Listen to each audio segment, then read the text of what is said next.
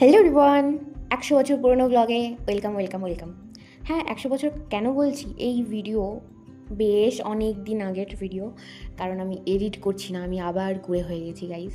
যাই হোক, সেদিন ছিল আমার মেহেন্দি ক্লাস, তো রেডি হয়ে খেয়ে দিয়ে বাড়ি থেকে বেরিয়ে পড়েছিলাম। আমাদের রুলিবাজারে কয়েকটি কিউটি পাই তার মায়ের দুধ পান করছিল, তাই একটি ভিডিও করেছিলাম। আর গাংনাপুর রেলগেটে এসে পড়ে গিয়েছি, মানে ঝামেলায় আর কি। তো তোমরা তো সবাই জানো সামনে ভোট, তো দুটো বাস ভোরবেলার থেকে গাংনাপুরে দাঁড়িয়েছিল। ঠিক ট্রেনের টাইমে এই বাস দুটো যেতে হয়েছিল, আর ওই বাসগুলো অনেকটাই বড় ছিল।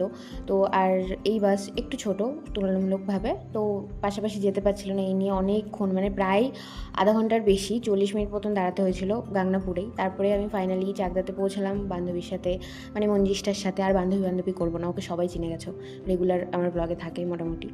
তো যাই হোক, মঞ্জিষ্ঠা দিদিকে একটা গিফট এনেছিল। ও এক জায়গায় ঘুরতে গেছিলো, ভাইজ্যাক আই থিঙ্ক, হ্যাঁ।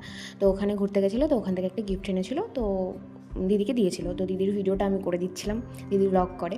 তো তারপরে আমাদের মেহেন্দি ক্লাস কমপ্লিট না গাইস, তার আগে ছিল আমরা কিছু খেয়েছিলাম, আইসক্রিম খেয়েছিলাম আর পটেটোর ক্র্যাকার খেয়েছিলাম।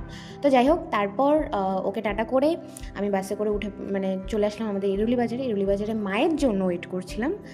পরে বলছি গাইস, পরে বলছি। প্রথমে একটু ফুচকা খেয়ে নিলাম, তারপরে দেখো আমার মা আমার বাসে উঠে পড়েছে।